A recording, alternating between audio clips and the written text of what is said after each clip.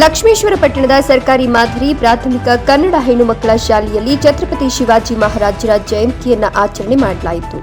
ಶಿವಾಜಿ ಮಹಾರಾಜರ ಜಯಂತಿ ಉದ್ದೇಶದ ಬಗ್ಗೆ ಮಾತನಾಡಿದ ಶಾಲೆಯ ಶಿಕ್ಷಕಿ, ಶಿವಾಜಿ ಮಹಾರಾಜರ ಶೌರ್ಯ, ರಾಷ್ಟ್ರಭಕ್ತಿ, ಉತ್ತಮ ಆಡಳಿತಗಳಿಂದ ಹಿಂದೂಸ್ತಾನವನ್ನು ಒಗ್ಗೂಡಿಸಲು ಶ್ರಮಿಸಿದ್ದ ವೀರ ಕೇಸರಿ ಛತ್ರಪತಿ ಶಿವಾಜಿ ಮಹಾರಾಜರು.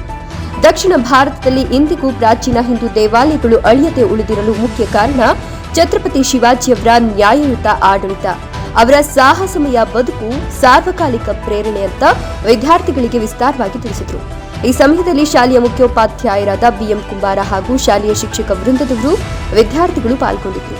ಕ್ಯಾಮರಾಮನ್ ರಾಜು ಸೂರಣಗಿ ಜೊತೆ ವೀರಣ್ಣ ಹಡಪದ, NKS TV4 ಲಕ್ಷ್ಮೇಶ್ವರ.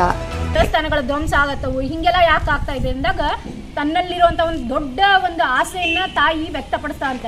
ಇಲ್ಲ, ಇದೆಲ್ಲ ನಿಲ್ಲಬೇಕಂದ್ರೆ ಒಬ್ಬ ಹಿಂದೂ ಒಬ್ಬ ಹೋರಾಟಗಾರ ಬೇಕಾಗೈತೆ. ನಮ್ಮ ಇಡೀ ರಾಷ್ಟ್ರವನ್ನ, ಬರೀ ನಮ್ಮ ದೇಶ, ನಮ್ಮ ಊರಷ್ಟೇ ಅಲ್ಲ, ನಮ್ಮ ಇಡೀ ರಾಷ್ಟ್ರವನ್ನ ಹಿಂದೂ ರಾಷ್ಟ್ರವನ್ನಾಗಿ ಮಾಡುವಂಥ ಒಬ್ಬ ನಾಯಕ ಬೇಕಾಗೈತಿ ಅಂತಂದು ಹೇಳಿದ ತಕ್ಷಣ ಅವರು ಆ ವಯಸ್ಸೊಳಗೆ ತಿಳ್ಕೊಂಡಾರೆ. ಹಾಗಾದ್ರೆ ನನ್ನ ರಾಜ್ಯ ಸಂಬಂಧ ಹೋರಾಟ ಮಾಡಬಾರ್ದು, ಹಿಂದೂ ರಾಷ್ಟ್ರವನ್ನು ಕಟ್ಟೋದಕ್ಕೋಸ್ಕರ ನಾವು ಹೋರಾಟ ಮಾಡಬೇಕು ಅಂತಂದ್ರೆ ಅವಾಗ ತಮ್ಮ 17ನೇ ವಯಸ್ಸಿನೊಳಗೆ ಅವರು ಒಂದು ಯುದ್ಧವನ್ನು ಮಾಡ್ತಾರ.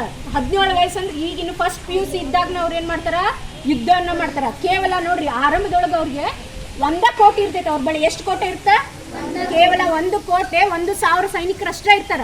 ಅವರ ಒಂದು ಯುದ್ಧ ಮಾಡ್ಕೊಂತ ಗೆಲ್ಕೊಂತ ಎಷ್ಟು ಕೋಟೆಗಳಾಗ್ತಂದ್ರೆ 342 ಕೋಟೆಗಳು, ಜೊತೆಗೆ 1 ಲಕ್ಷ ಸೈನಿಕರನ್ನು ಹೊಂದ್ತಾರೆ.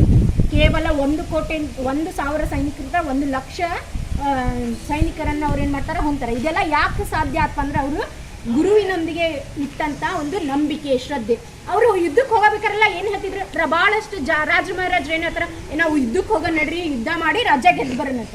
ಆದ್ರೆ ಇವ್ರು ಏನು ಹೇಳ್ತಿದ್ರು ಅಂದ್ರೆ, ಇಲ್ಲ, ನಿನ್ನೆ ರಾತ್ರಿ ಭವಾನಿ ನನ್ನ ಕನಸಿನೊಳಗೆ ಬಂದು ಏನು ಹೇಳಾಳಂದ್ರೆ, ನಿನ್ನ ಕತ್ತಿಯೊಳಗೆ ಬಂದು ನಾನು ನೆಲೆಸ್ತೀನಿ, ನಿನ್ನ ಕತ್ತಿ ಅಂದ್ರೆ ಇಡೀ ನಿನ್ನ ಶತ್ರುಗಳನ್ನ ನಾಶ ಮಾಡಿ ನಿನ್ನ ರಾಜ್ಯವನ್ನು ನಾ ಗೆಲ್ಲಿಸ್ಕೊಡ್ತೇನೆ ಅಂತ ನನಗೆ ಭವಾನಿ ಹೇಳಾಳ.